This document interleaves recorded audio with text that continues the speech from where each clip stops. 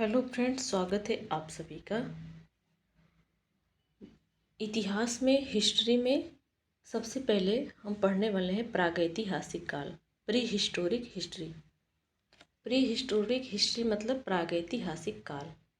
तो खान सर की जो नोट्स है हिस्ट्री की, वो सीरीज स्टार्ट है प्रागैतिहासिक काल, ऐतिहासिक काल और ऐतिहासिक काल। इन तीनों को हम अच्छे से पढ़ने वाले हैं।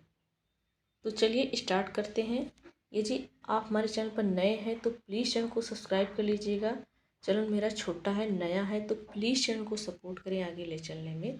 आपसे रिक्वेस्ट करते हैं कि प्लीज़ हमारे चैनल को सपोर्ट करें आगे ले चलने में। आने वाले सभी एग्जाम के लिए मोस्ट इम्पॉर्टेंट है। तो प्रागैतिहासिक काल, सबसे पहले प्रागैतिहासिक काल जिसे प्री हिस्टोरिक पीरियड कहा जाता है। दूसरा है आद्य ऐतिहासिक काल जिसे प्रोटो हिस्टोरिक पीरियड कहा जाता है।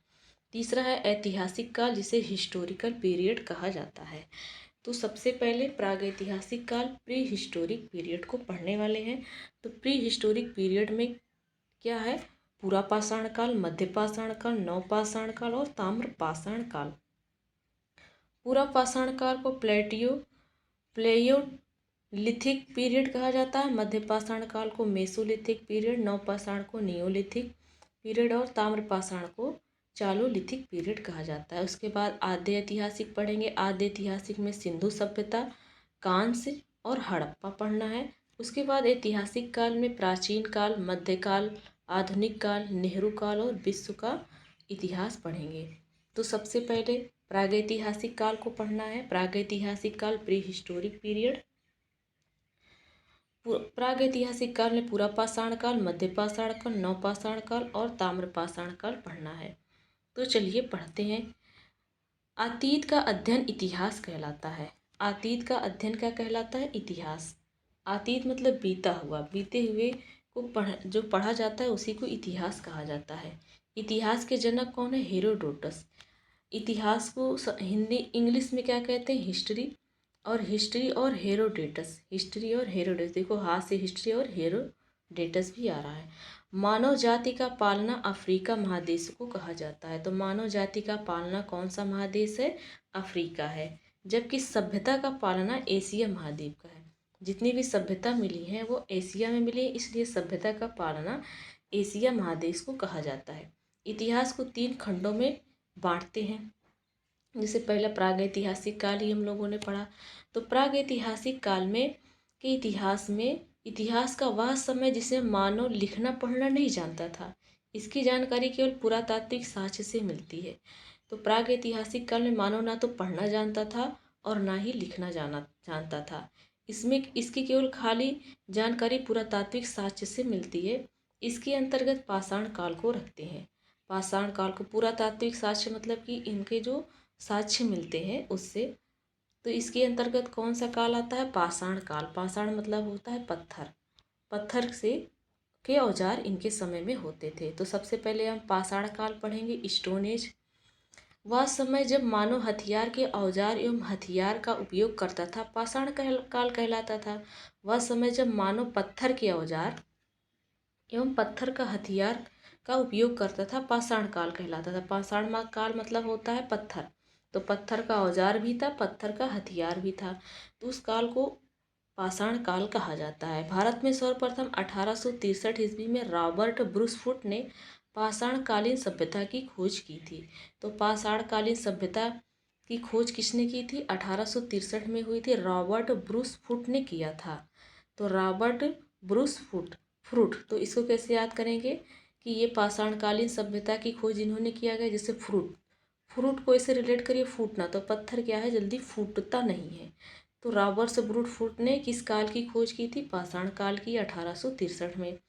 भारतीय पुरातत्व का पिता कौन है? सर अलेक्जेंडर कनिंघम है। तो पुरातत्व का पिता कौन है? पुरातत्व का पिता कौन है? अलेक्जेंडर कनिंघम है। भारत का पुरातात्विक संग्रहालय इंदिरा गांधी मानव संग्रहालय जो कि भोपाल में है, ये संस्कृति मंत्रालय के अंतर्गत आता है। जितनी भी संस्कृतियां हैं हमारे भारत की, उनके संग्रहालय कहाँ पर है? भोपाल में है। तो पुरातात्विक संग्रहालय, इसका नाम है इंदिरा गांधी मानव संग्रहालय, जो कि भोपाल में ये संस्कृति मंत्रालय के अंतर्गत आता है। संस्कृति मंत्रालय के अंतर्गत आता है। तो भारतीय पुरातत्व का पिता कौन है? अलेक्जेंडर कनिंघम है। और पुरातत्व संग्रहालय कहाँ है? भोपाल में है। इसका नाम है इंदिरा गांधी मानव संग्रहालय। ये संस्कृति मंत्रालय के अंतर्गत आता है। अगला देखते हैं, मिलने वाली धातु के आधार पर नामकरण दिया गया है। क्रिश्चियन थॉमस ने दिया है। जो मिलने वाली धातु है, मिलने जो भी धातु मिली है उनके आधार पर नामकरण किसने दिया है? क्रिश्चियन थॉमस ने दिया है। कहाँ पर कौन सी धातु मिली है, कौन सी धातु नहीं मिली है, तो इसका नामकरण कौन दिया? Christian Thomas. क्रिश्चियन थॉमस तो बता देते थे, ये बता देते थे कि मिलने वाली धातु के आधार पर उनका नामकरण। लिखावट के आधार पर नामकरण कौन दिया? जॉन ब्रुस ने दिया है। John Bruce. जैसे लिखावट को जानो ना, लिखावट ये लोग नहीं जानते थे, ना लिखना ही ना पढ़ना, तो लिखावट को जानो से जान, तो लिखावट के आधार पर नामकरण जॉन ब्रुस ने दिया है। और मिलने वाली धातु के आधार पर क्रिश्चियन थॉमस ने दिया है। और धातु क्या होती है? क्रिस्टलीय होती है। जैसे क्रिस्टलीय से याद कर लेते हैं, याद करने के लिए रिलेट करते हैं, तो धातु क्रिस्टलीय होती है, तो क्रिश्चियन थॉमस ऐसे याद कर लेंगे। अगला है, पाषाण काल को 4 भागों में बांटा गया है। तो चलिए 4 भागों में पाषाण काल है, इसको देख लेते हैं। पहला है पूरा पाषाण काल, इसे प्लियोलिथिक पीरियड कहा जाता है। पूरा पाषाण काल ये 20 लाख ईसा पूर्व से 12,000 ईसा पूर्व तक था। लंबा कार्यकाल था, 20 लाख ईसा पूर्व से 12,000 ईसा पूर्व तक। यह इतिहास का सबसे प्रारंभिक समय था। इतिहास का सबसे प्रारंभिक समय पूरा पाषाण काल। इस समय के मानव को आदि मानव कहा जाता था। इस समय के मानव को आदि मानव कहा जाता था। इस समय का मानव खानाबदोश, खाद्य संग्रहालय, अर्थात उसके जीवन का मुख्य उद्देश्य जानवरों की भांति ही अपना पेट भरना था। खानाबदोश मतलब जहाँ खाने रहने की अच्छा उत्तम व्यवस्था मिलती है, जहाँ खाने के लिए मिलता है वहीं पर ये चले जाते थे। जैसे जानवर चले जाते हैं, इसी को खानाबदोश कहा जाता है। इस समय के मानव की सबसे बड़ी उपलब्धि थी आग की खोज। ये आग की खोज कर लिए थे पूरा पाषाण काल में। जब पत्थर से पत्थर टकराया तो आग निकला, आग की चिंगारी निकली। तो पूरा पाषाण काल में ये क्या कर लिए थे? आग की खोज। इस समय मानव पत्थर के बड़े बड़े औजारों का इस्तेमाल शिकार करने के लिए करते थे। जो भी औजार था किसका था? पत्थर का था, और उसी औजार से शिकार करते थे। इसी समय मानव ने चित्रकारी करना प्रारंभ कर दिया, और जो पत्थर थे उसी पर ये चित्र बनाना शुरू कर दिए। तो चित्रकारी कब आया? पूरा पाषाण काल में। और आगे की खोज कब हुई? पूरा पाषाण काल में हुई है। भीमबेटका के गुफाओं में पूरा पाषाण काल के चित्र देखने को मिलते हैं। मध्य प्रदेश के अब्दुल्लागंज रायसेन में स्थित है। मध्य प्रदेश का जिला है रायसेन। रायसेन में एक जगह है अब्दुल्लागंज, वहीं पर क्या है? भीमबेटका। और इस भीमबेटका की जो गुफा है, इसमें पाषाण काल के चित्र मिलते हैं, जो इन्होंने पत्थर पे बनाए थे पूरा पाषाण काल के लोग। अगला है मध्य पाषाण काल। दूसरा मध्य पाषाण काल। तो पूरा पाषाण काल की 3 उपलब्धियां हैं। एक तो पूरा पाषाण काल की जो चित्र हैं वो भीमबेटका गुफा में है, मध्य प्रदेश के रायसेन जिला में। पहली बड़ी बात की आग की खोज कर लिए थे। दूसरी की ये मानव क्या करते थे? पत्थर के बड़े बड़े औजार बनाते थे शिकार करने के लिए। और तीसरी बात ये है कि ये अगली बात की खानाबदोश थे। तो अगला है मध्य पाषाण काल, मीसोलिथिक पीरियड। ये 12,000 ईसा पूर्व से 10,000 ईसा पूर्व तक चला है। 12,000 ईसा पूर्व से 10,000 ईसा पूर्व तक चला है। इसे मीसोलिथिक पीरियड कहा जाता है। चलिए इसके बारे में जानते हैं। इस काल के बारे में सर्वप्रथम जानकारी कार्ल लाइल ने 1867 में दिया है। मध्य पाषाण काल कार्ल लाइल ने दिया है। यह पूरा पाषाण के बाद का काल था। इस समय मानव के हथियार छोटे आकार के थे। इस समय मानव क्या करते थे? हथियार बड़े ना बना करके छोटे बनाते थे, इसलिए इन्हें माइक्रोलिथ कहा जाता है। माइक्रो छोटा को क्या कहा जाता है? माइक्रो, इसलिए इनको माइक्रोलिथ भी कहा गया। इस समय के मानव की सबसे प्रमुख कार्य अंत्येष्टि, अंतिम संस्कार कार्यक्रम था। किसी के मर जाने के बाद ये अंतिम कार्यक्रम जैसे आज के समय में होता है वैसा शुरू कर दिए थे। तो मध्य पाषाण काल की 3 जानकारी है कि इनकी खोज किसने थी? कार्ल लाइल ने 1867 में किया था। कार्ल लाइल को मध्य पाषाण काल से कैसे रिलेट करते हैं? तो जैसे लाइन, लाइन बाई लाइन, लाइल को ऐसे रिलेट करो, लाइन लाइन, तो लाइन बाई लाइन होगा तो इसमें कोई ना कोई जो होगा जो मध्य में होगा, तो इसे रिलेट करके याद कर लेंगे। तो ये इस काल में ये लोग हथियार छोटा बनाने लगे, तो छोटे को माइक्रो कहा जाता है, इसलिए इस काल को माइक्रोलिथ भी कहा जाता है। और ये अंतिम संस्कार का कार्यक्रम इनके साक्ष्य से मिलता है। इसी काल में कश्मीर के बुर्ज होम से मानव के साथ कुत्ता को भी दफनाने का साक्ष्य मिलता है। तो कश्मीर में मिलता है, कश्मीर के बुर्ज होम में मानव के साथ कुत्ता भी दफनाया गया है मध्य पाषाण काल में। इसी काल में मानव के अस्थिपंजर का सबसे पहला अवशेष प्रतापगढ़, जो कि यूपी में है, उसके सरायनहर तथा महदहा नामक स्थान से प्राप्त हुआ है। इसी काल में मानव का जो अस्थिपंजर है, हड्डी है, इसका सबसे पहला अवशेष कहाँ मिला है? उत्तर प्रदेश के प्रतापगढ़ जिले में सरायनहर और महदहा नामक स्थान में मध्य पाषाण काल में। तीसरा है नव पाषाण काल या उत्तर पाषाण काल भी इसे कहा जाता है, नियोलिथिक पीरियड। ये 10,000 ईसा पूर्व से 3,000 ईसा पूर्व तक चला है। इस काल के बारे में सर्वप्रथम जानकारी सर जॉन लुबाक ने 1865 ईस्वी में दिया था। 1865 ईस्वी में सर जॉन लुबाक ने दिया था। इस काल में मानव ने अस्थायी आवास बना लिया था। नवपाषाण काल में मानव अस्थायी निवास बना लिया था, एक जगह रहने लगा था। साथ ही कृषि तथा पशुपालन भी प्रारंभ कर दिया था। तो नवपाषाण काल में नए नए काम हुए। कौन सा? एक तो वो अस्थायी उनका आवास हो गया, कृषि भी करने लगे, पशुपालन भी करने लगे, तो ये नया ही काम है। मानव ने इस काल में पहिया तथा मन का जो घड़ा, इसकी भी खोज कर ली, पहिए का भी खोज कर लिया। सारे काम नए नए हो रहे हैं। मन का घड़ा, जिसे घड़ा कहा जाता है, उसी को मन का कहा गया इसमें। अगला कर्नाटक के मैसूर के पास संगन कल्लू नामक नवपाषाणकालीन पुरास्थल से राख के टील प्राप्त हुए हैं।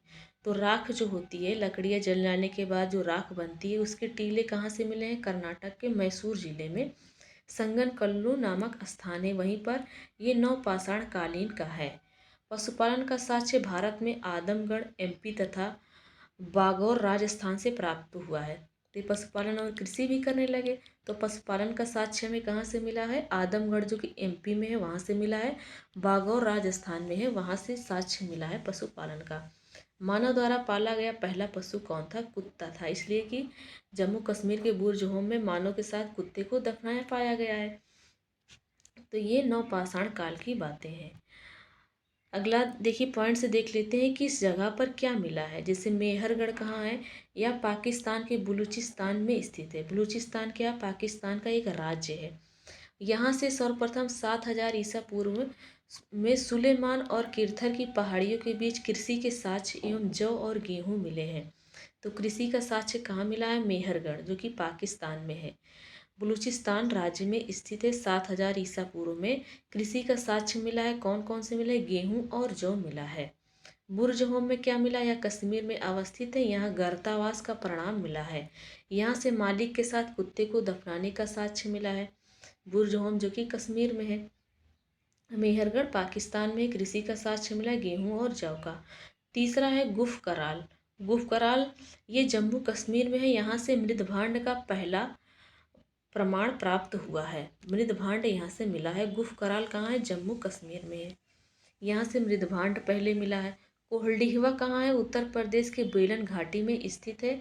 यहाँ पर चावल का प्राचीनतम साक्ष्य, जो कि 6,000 ईसा पूर्व में मिला है।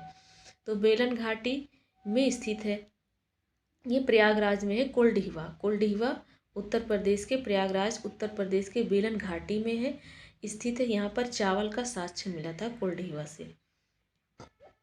चिरांद यह बिहार के सारण जिले में स्थित है, यहाँ से प्रचुर मात्रा में हड्डी के उपकरण प्राप्त हुए थे।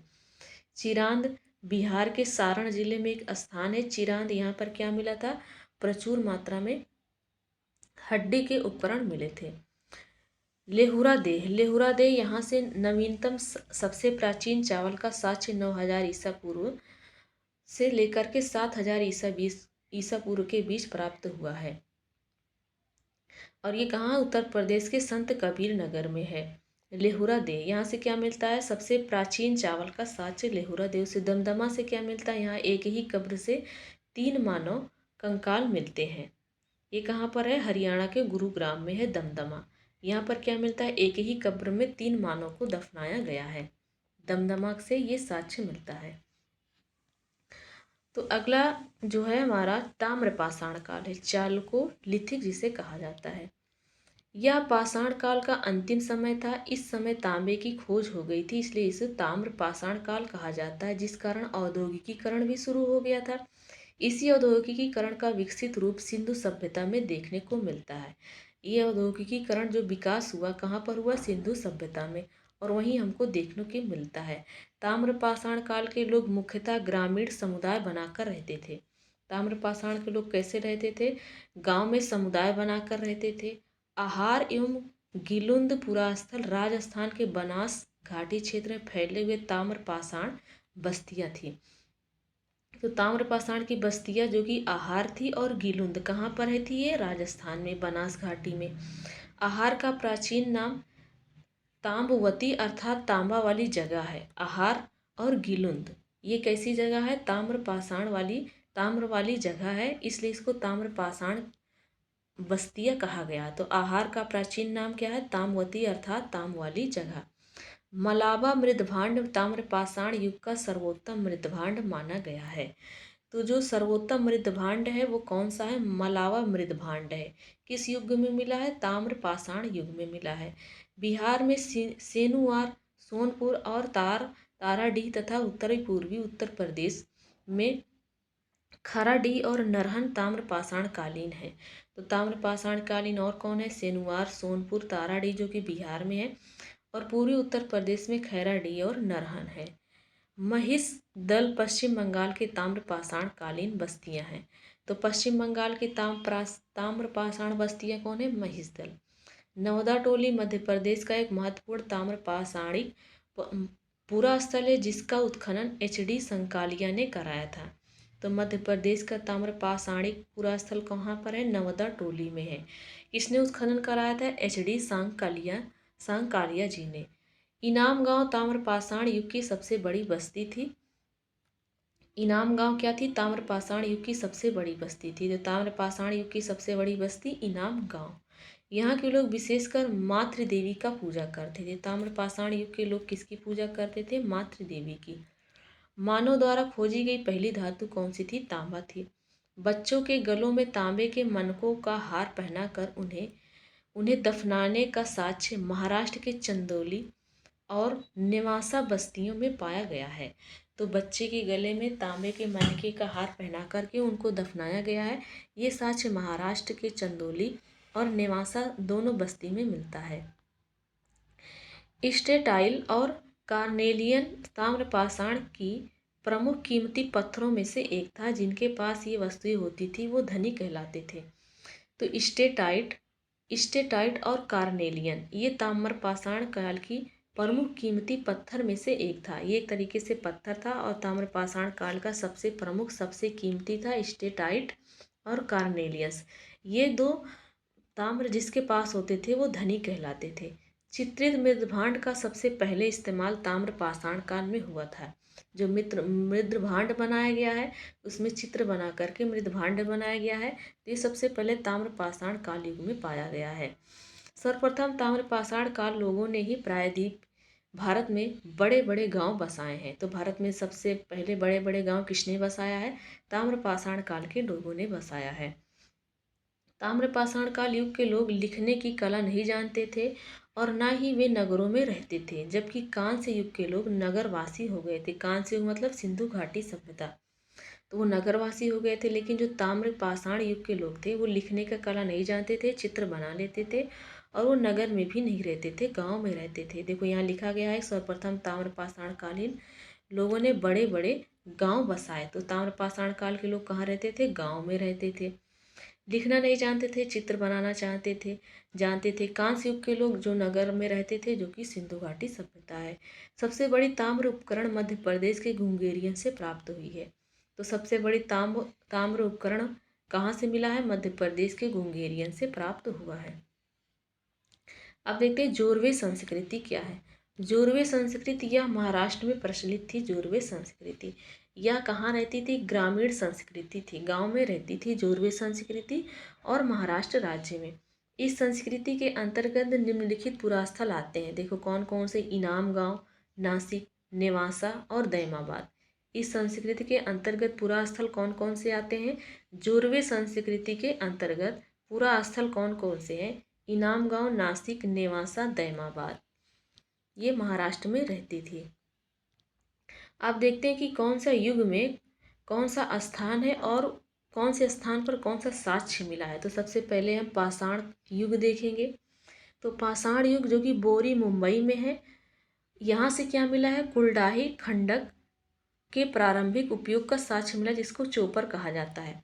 सोहन घाटी पाकिस्तान के पंजाब प्रांत में, यहाँ से चौपर चॉपिंग संस्कृति दिखाई पड़ती है। चौपर एक तरफा धार वाला उपकरण है और चैपिंग क्या है? दोहरी धार वाला काटने का औजार है। चौपर एक तरफ धार होता है, चॉपिंग में दोनों तरफ धार होता है। भीमबेटका जो कि रायसेन जिले में है, मध्य प्रदेश में है। यहाँ से देश की शैली चित्रकारी का सबसे बड़ा खजाना है पाषाण काल का। चौतरा जो कि मंडी में है, हिमाचल प्रदेश में, यह सोहन संस्कृति से संबंधित है।